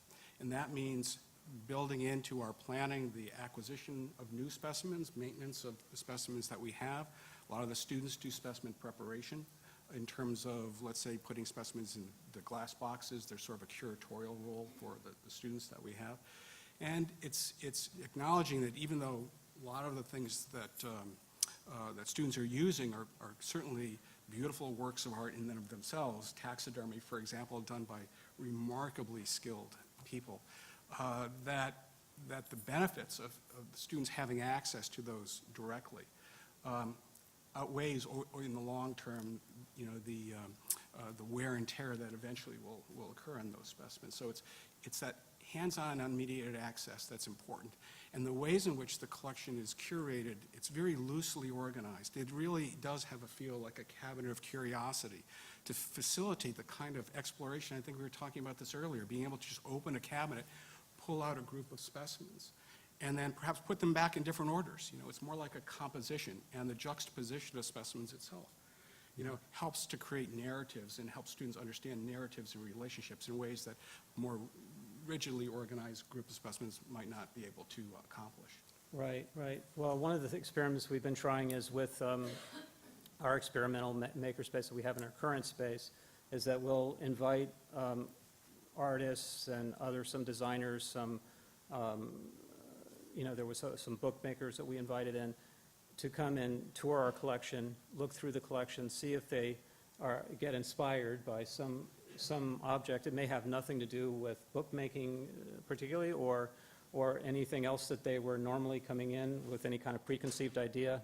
It talks to similar how artists were kind of empowered in an earlier talk today about how to interpret collections. And so by inviting them to come in, look through our collection, then we will bring down the objects that they find interesting and set them up in the makerspace, in a protected cabinet. But they will be there, and they will actually help interpret those objects to speak to whatever the activities is that they're creating. So that's one way we're experimenting with, activating our collection with the makerspace itself. And I'm interested, I know Stefania has gone through some things at Denver with how the collection interfaces with the Thread Studio. Yeah, excuse me. We've had a lot of conversations with our conservation staff. So those of you who work in art museums or decorative art or craft museums know that there's sometimes could be a conflict between conservation and education and curatorial on the safety, the weighted safety versus risk of engaging people, and the importance of those things. So we've had a lot of conversations with our conservation department, and so there are certain things that are restricted and we can't do with our objects, and there are certain types of materials that we can't have in say, the Thread Studio, which is adjacent to a collection gallery. In spaces that are totally separate from collection galleries or totally separate from objects, there might be a little bit more freedom to do more things that you want to do because fewer museum rules apply. But we've been able to, our conservation department has relaxed quite a bit through a lot of different conversations, not just about Thread Studio, but throughout the museum for programming and things like that we can do with collections. We're still not able to touch them, but we can have more tools and more freedom to kind of engage with objects than we've had in the past. Yeah, I think it's very important to try to have the actual maker activity as close to the example objects as possible. I know that it's separate, but it's adjacent, so you can kind of actually see through a door and see what's going on in the actual floor of the gallery from the thread studio. Yeah, right? and a big, as I mentioned before, inspiration is a big piece for us. It's how our collections and other things in our museum might inspire others' creativity. So we often have artists, as you were talking about, kind of having artists look, or makers of various types, look at your collections and create something. We do that as well. In the Thread Studio, for example, we have our newest textile art exhibition that'll be on view is about tapestries. So we've had various makers from all around Denver who are not at all fiber related look at our tapestries and create something in their own medium that inspires them. So we have stained glass, marquetry, we have letterpress printers, a painter, a photographer, who are all kind of creating new things inspired by pieces in our tapestry collection. One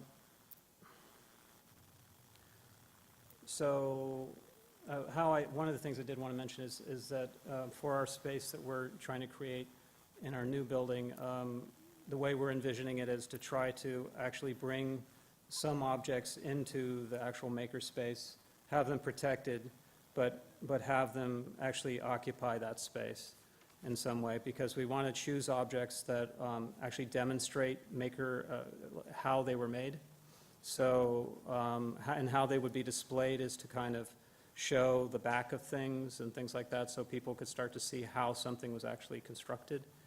And so we think that's important to be able to show that in the actual space. And obviously, there are some things that you wouldn't be able to do that with, but there are other things, when something's made out of metal or stone, I don't think you can do too much to it to damage it, especially if it's in a protected case. Can I just say another thing about that? We have, also in the Thread Studio, is mostly populated by things from local makers, but we also have objects from our collection on view in there too, in these cabinets that you can pull out a drawer and they're protected with a plexi. But they're kind of these objects that would never be on view otherwise in the museum.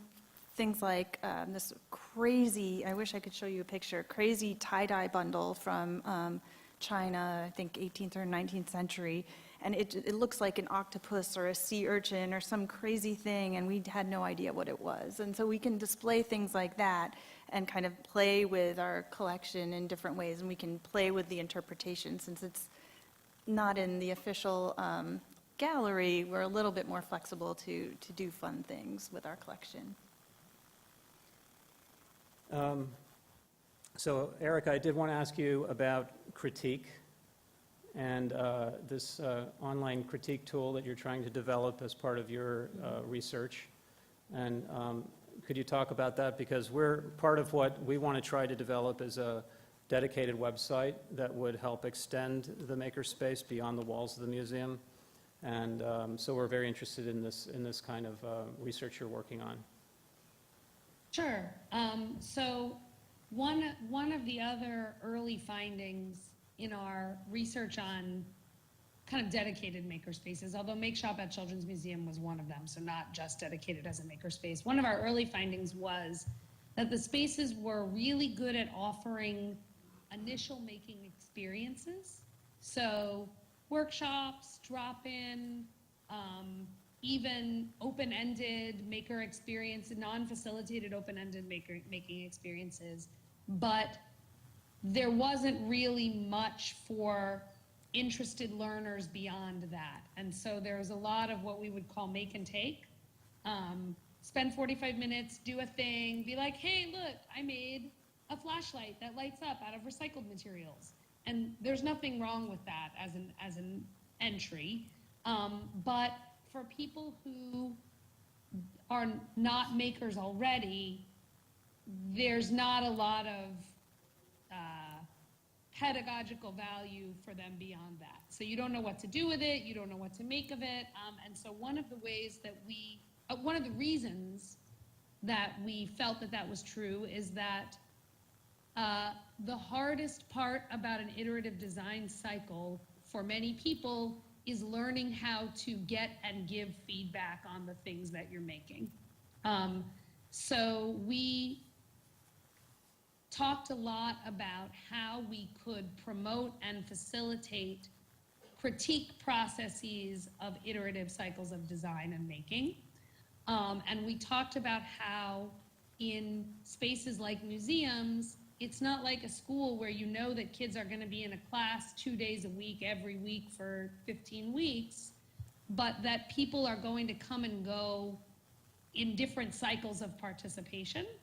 And so that ideally a tool that would allow for feedback, critique, documentation, iteration, and ideation that was asynchronous and potentially online could be a really helpful way to both extend people's learning about making and also give them access to returning to making processes, even if they're not coming back to a space on a regular basis because it's compulsory or because they have a membership or whatever.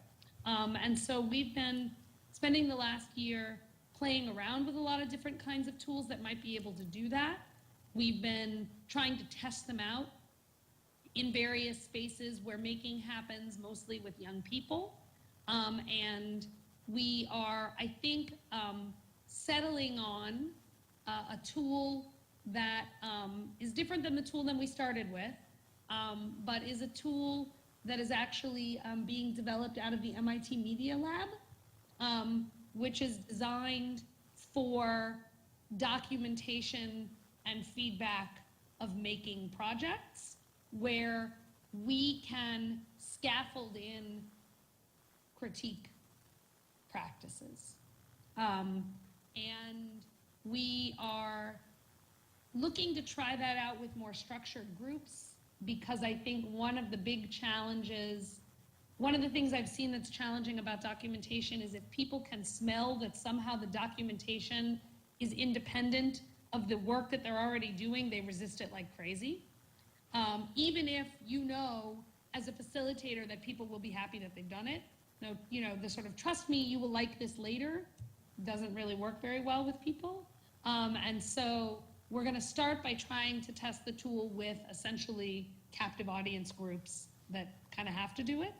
And then try and think through how a tool like that might be appealing in spaces like Maker's Black Box, where people come to see the value of putting their work out there for some internal group of people who are also engaged in that kind of work over time. Okay, I think our time is up, so we're going to invite the others to come back up, and we'll take some questions.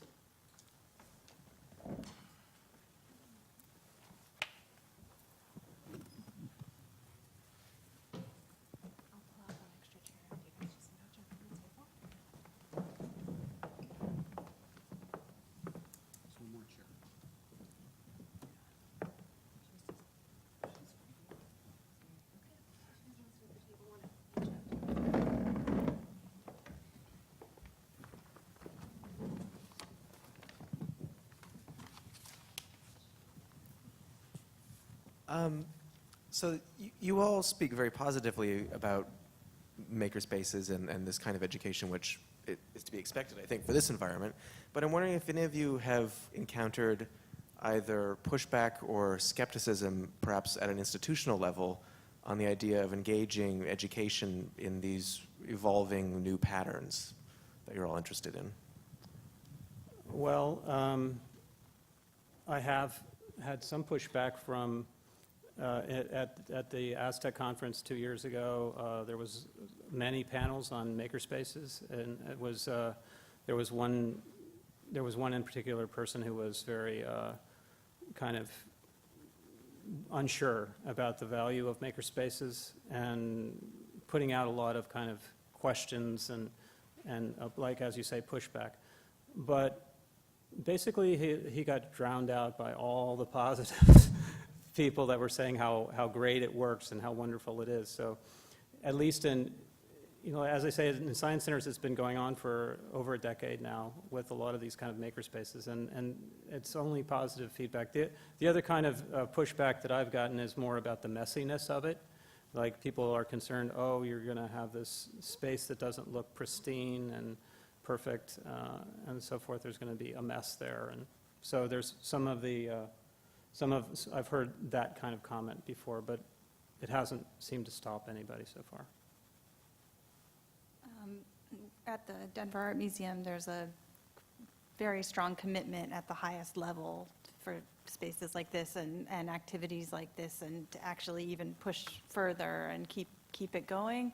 But that's not to say that we aren't, very thoughtful about how we put them together and, collaborate with others within the institution, like, as I was saying, conservators, curators, educators, all together, kind of really thoughtfully putting these spaces together so that everybody's happy on, well, you can't make everybody happy, but as many people as possible are happy on all levels. So it does, but I am lucky because we have this commitment at high levels.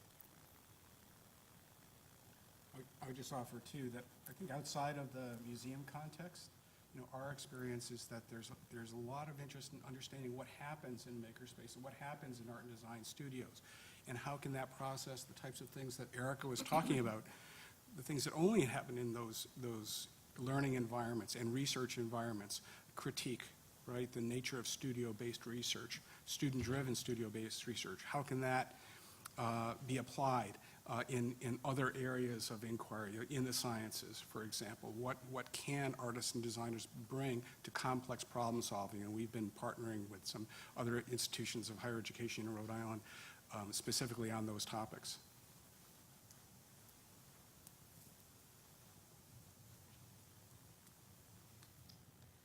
Hi. My question has to do with repeat visitors. These spaces sound so exciting and inviting. I know some people just must pass through and go on and make their flashlight, and that's that. But what about, or can you tell me, are there people who say, this is so great, they come back next week and they learn something else, and they come back the following week and you've got them hooked?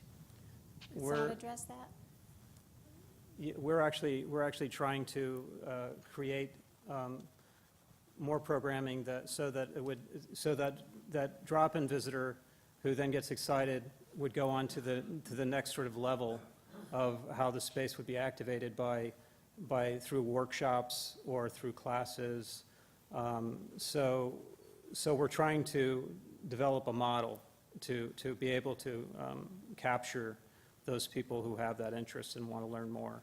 And again, the website is another kind of way of generating that follow-up interest as well for us.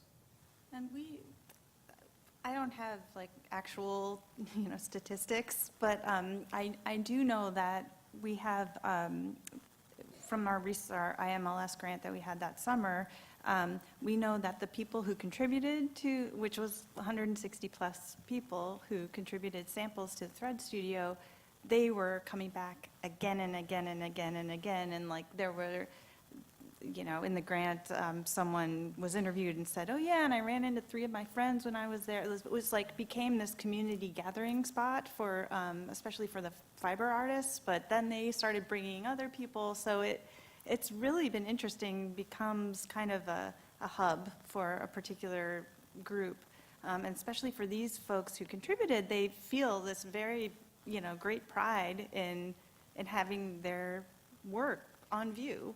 And want to share that and want to share what they do. So that's something I can say. Yeah, I'd also add, just even when we visited Art Lab, they were telling us how, there's a waiting line of people to get in there, that the kids come back over and over and over again of their own volition.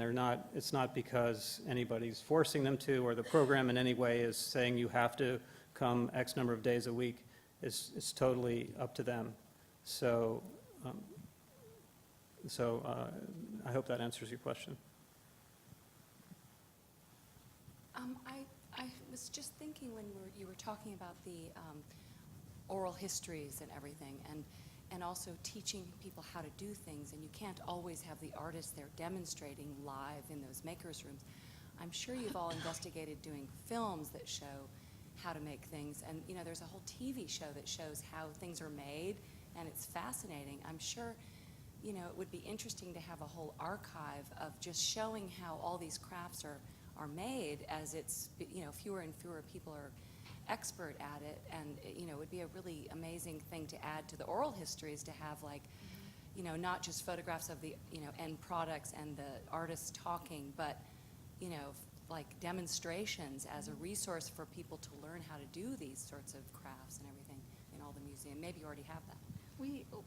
We're trying to keep the Thread Studio dynamic, and one way we do that is we add new resources, and so we've been interviewing, I need to look at your website, but we've been, you know, interviewing people who have contributed, and also we document the making of some of the things that are on view. So for example, we have a big curtain that kind of separates the space into a couple different zones, and we documented the artist making that curtain and her talking about it, and we have that available for people to watch. And we have a video lounge where people can kind of just scroll through different crazy videos of people making textiles. So we try to keep up with that, but it's really nice to learn about these new resources for us. I would say that the case study that I cut out of my the case study that I cut out of my presentation was Craft in America, and they have actually recently revamped their website, which used to be a much more text-heavy one, and is now very, very, very video-heavy. And it makes a lot of sense. This is the television program that PBS does, that has different episodes about, you know, different thematic episodes. And so they have shorts with artists, they have videos of techniques, and then they have links to their own episodes. And I think it works really well for that purpose. You know, we would love to have that for our site. I think one issue with video in oral history is that, and there's a great article about this on the Oral History and the Digital Age site, is that it actually impacts the interview process. It can make people more self-conscious about what they say. And in fact, sometimes that even happens with in-person interviews versus telephone interviews. Sometimes people will disclose more over the telephone than they do in person, but then you would lose the opportunity to photograph them and their work and that kind of thing. So, and I would also just say with our project, and this is different, I think, for a museum that would be doing videos and interviews, is that there you have a set-up site where you could have a professional videographer or someone who really knows what they're doing, and you have the same conditions and the right lighting and the right sound. For us to have students who are kind of doing these one-off go out and produce a high-quality video is tricky. But I have recently been approached by an alum who wants to contribute a video where she has access to that kind of setup, and I think that will work well. But you know, we're still on the baby steps. But I agree that it would be a great thing. I will say though, you know, again, sometimes it pulls your attention away from the other material, but I don't think that's necessarily a bad thing. I think the more the better. Catherine, you just touched on something that I think that expert facilitation can also look like knowing where to find resources that allow people to learn skills that they want to learn in order to accomplish their goals. So, you know, I've worked with a lot of out-of-school arts-based learning programs where the expert facilitator, who may be a filmmaker and doesn't know a lot about, you know, digital art making with Photoshop, but knows, like, oh, we can find a video-based resource that will help walk you through some of the questions that you have. So I think figuring out how to leverage internet-based resources, from MOOCs to already existing YouTube videos to sites of other museums, I think is actually a part of expert facilitation. So what I was going to ask was, it seems to me that we pretty frequently find ourselves in what I would call a kind of a technological arms race, trying to keep up with what's going on and trying to have the next best thing in the museum and so on and so forth. And I wondered if you could all comment a little bit on the pressures to do that and on the depth of learning that comes about either through the new technological methods or through more traditional methods, and how you balance those. Well, we're in the middle of building a new museum, so you can, and it's a science center, so you can imagine that it's all about technological advances in a lot of ways, and trying to keep up with all of the new things, the new gadgets, the new things that are out there. And so there's everything in there from reactive video walls to all kinds of interactives that are cutting edge kind of things. So yes, it's definitely something that that's a problem that has to be constantly managed. But I actually think the makerspace is a way, in some ways, to kind of mitigate that because you can. It's really about the whole sort of thinking about making and how you make things that's important, not so much the technologies. I think the technologies can augment, what you're doing, but it's not the main. It's not at the core of what you're doing.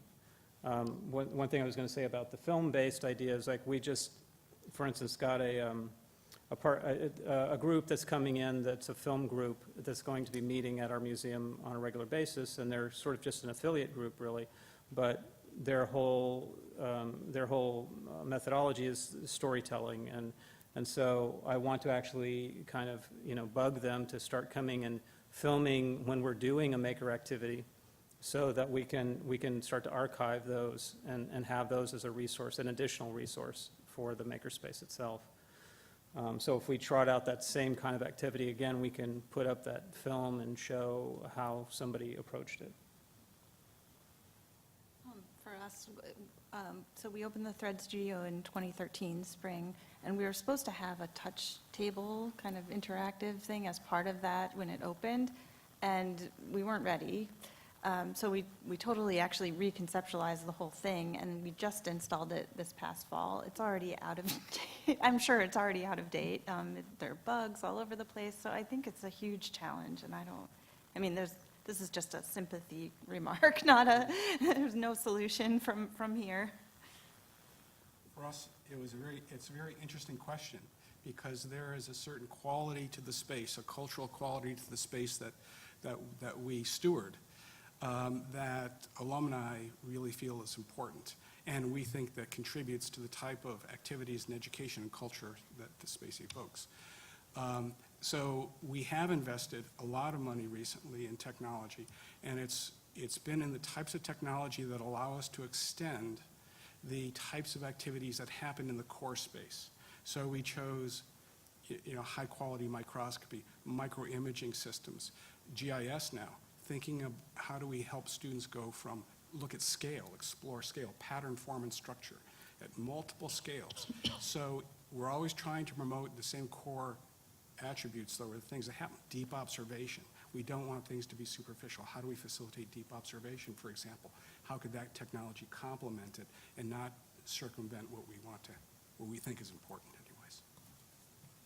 anyways? I think also to speak to that, like, for instance, we acquired a couple of different 3D printers recently, and the first one we got, we had a lot of trouble with, and then we found a company that was really helpful and had good support, and we were able to get a couple of their printers and then really incorporate that into what we're trying to teach. What I was going to say is similar to what a previous group was talking about, getting the most recent artists that are working within the last couple of years. It's the same thing with the technology. You want to have that 3D printer there because that's what the hot thing is right now, and it is useful if you can show how that is a real tool in the real world to be able to prototype things, and then transfer that into other materials. How can you show that relationship of that tool? So I think it is important to have these things available. I was just going to say, for digital archives, one of the issues is media migration. So, moving from tape and microfilm, right, to digital files. And, we have a downloadable PDF on our site, but, digital archivists tell me that's not going to be that much useful, all that much more useful, down the road. So, and I think, like, looking at the kind of research Mei Ling is doing, with all these sites, those are really rapidly changing. And sometimes you have things like Wayback Machine that can get you to an old website, like I found the old Craft in America website, but I only had a few examples of that. So I think that's also an issue with archivists. And people doing the digital archiving are really, they're all over this. They have thought so much about it and know so much about it, but there's no clear answers. I have a question for Mei Ling. Am I doing this right? Okay. I have a question for Mei Ling, which I think relates, I mean, I had it very specifically in response to your paper, but I think it relates to various things that you're all now talking about. I was intrigued when you said that there's certain sites that languish, and I was interested, like you picked the ones that are successful to tell us about, and I wanted to know if you have some examples of the failures. Sure. Well, I think most of us have experienced that. If you've ever put up a website yourself and not fully finished it or didn't send it out to enough people, I mean, that's extremely common. And I was thinking about the early advent of the internet and, you know, like the .com boom, you know, the giant, it's around every new technology, there's this bubble of idealism that pops as soon as we realize it's just another version of marketing or publishing, and it takes just as much work as the older technology. So even in looking at, for example, the platforms for the block swaps that the quilting guilds do, as fast as I found ones that were working, like even on the same platform, like there could be a Facebook page where one group was doing really well and then a Facebook page that hadn't been active for 3 years. So it really comes down to participation. And it's hard to predict which, I mean, also Flickr, for example, changed its entire interface recently and lost a lot of people when it did that. But then there's still people that use it or have just recently started using it. So it's very much depends on the whims of the corporation that's creating the platform and on the users and their allegiances. So But what about, I mean, yeah. maybe I was intrigued partly because I thought that there, like you said something about some things just don't work online. Some things like you just have to be in person. And so I was wondering if there's certain craft, there's certain making, you know, and now we're talking about maker spaces. So like what is that difference between the actual physical space versus the versus the virtual space?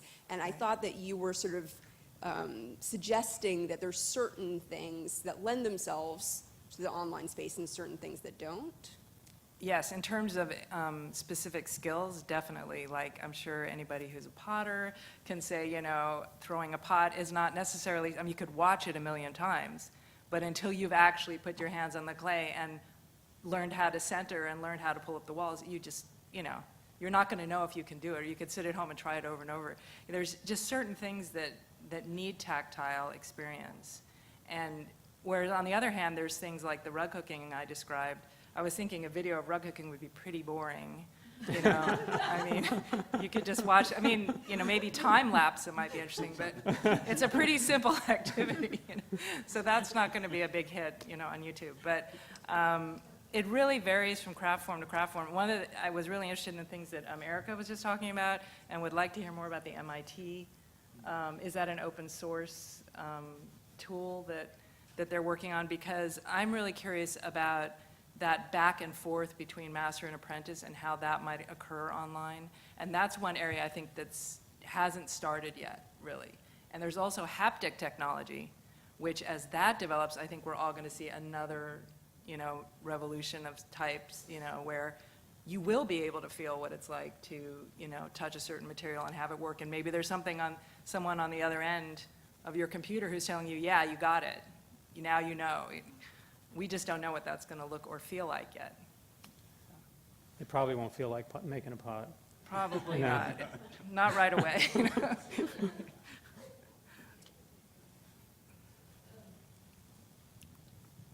Were there any other questions?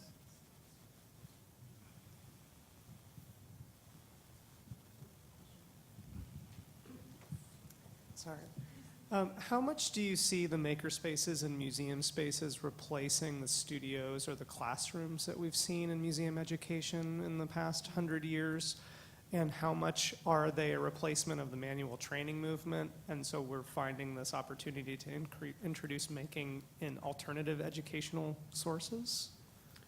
Well, I do think that, I wouldn't say that they're replacing it, but because of the lack of those kinds of technical trainings, say in high schools, they don't have shops anymore. Like when I was in high school, I was required to take shop class. Now they don't even have a shop. So I do think that they are an alternative that allows people to get some kind of haptic experience and be able to learn something about making outside of the formal education system. So I think that's true. For us, oh yeah, I just totally lost my train of thought. I think it depends on the type of museum and the size of museum, and if you only have the real estate for, you know, one of these types of spaces, you obviously institutional goals have to weigh what's the most important. I don't either see it as a replacement. I mean, we have classrooms and studios that are used for a certain type of thing, and then and they're separate from the gallery spaces. And then there's a space like Thread Studio and some of the others that are more incorporated or adjacent, so they're in the galleries. So they're not messy. You can't you can't throw clay, but you can do that in the other studios that are kind of Right. in the basement. I would agree with that there's still going to be classrooms that are separate, and I don't see that as being left out of the equation. In a school, I think the ideal use for a makerspace is more like a library and less like a classroom, in the sense that the library is a resource for a range of disciplines to engage in research and engage in the resourcing of ideas and to engage in information gathering. And I think in the same way, the makerspace can be the resource center for the production of artifacts that integrate into the other, maybe more formal classroom-based experiences.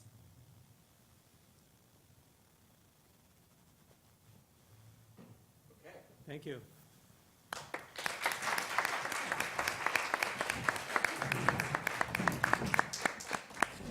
We've made it. I want to thank all of you for sticking with us. I especially want to thank Katie Crooks for running the program today. And all of the speakers, some of who have traveled great distances to be here today, to share with you their passions about something that we all care about. And then just to say that we will continue these conversations in our lobby, where we are now serving some sort of refreshments. So please join us over there where we can continue to talk into the evening. Thank you all for coming.